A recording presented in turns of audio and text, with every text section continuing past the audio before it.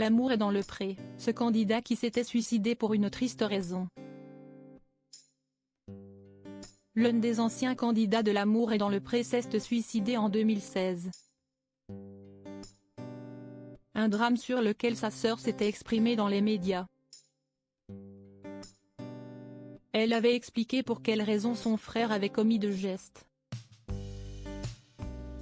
En 2010, les téléspectateurs de M6 ont découvert Jean-Pierre Le Guelvoux dans la saison 5 de L'amour est dans le pré, M6. L'éleveur de vaches laitières, aviculteur et céréalier avait fait venir Nadège et Christelle chez lui. Malheureusement, il n'a pas trouvé l'amour grâce à l'émission présentée par Karine Le Marchand. Et 6 ans plus tard, il a refait parler de lui pour une terrible raison. Le 14 décembre 2016, Jean-Pierre Le Guelvoux s'est donné la mort à Mauréac, près de Locminé dans le Morbihan. Il a pris l'arme de son frère chasseur pour se tirer une balle en plein cœur comme l'avait confié sa sœur Marie à travers une lettre ouverte. Destinée à l'époque au ministre de l'Agriculture Stéphane Le Foll.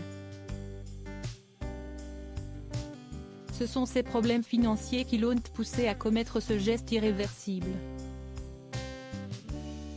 Un sujet sur lequel sa sœur s'était exprimée un peu moins de 2 mois après son décès, auprès de Téléstar.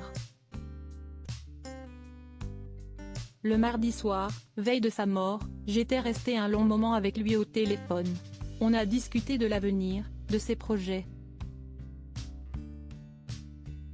Rien ne laissait présager ce qui s'est passé. Vers midi, il s'est tiré une balle en plein cœur. Siesti André, frère aîné de Jean-Pierre, les deux hommes travaillaient ensemble dans l'exploitation, note de la rédaction, qu'il a trouvée vers 18h30. Il avait laissé une note: « Aujourd'hui, le désespoir est supérieur à l'espoir. Les vaches m'ont tué. » S'il aimait ses bêtes, la crise du lait n'a fait que rendre de plus en plus difficile sa situation. Son frère André et lui sont passés de 15 à 65 vaches productives, et donc de 20 000 à 500 000 litres de lait par an.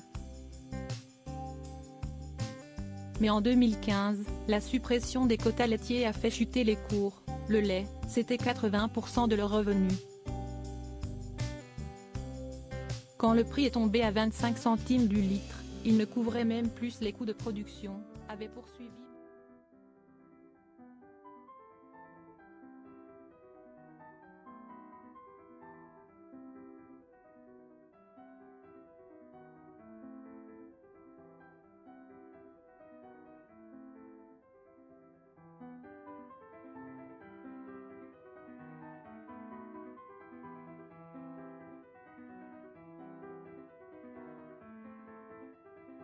De nouveau exprimé, mais auprès de nos confrères du Télégramme cette fois. L'occasion de préciser que la situation financière de Jean-Pierre et André était difficile, mais pas catastrophique.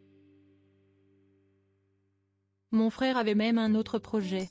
Il voulait notamment passer sur de l'élevage de volailles bio. Il en avait parlé à sa banque, elle n'avait pas suivi. Ça a été le coup de grâce, a-t-elle précisé. André et elle se sont battus pour que l'exploitation survive. Aucune nouvelle depuis.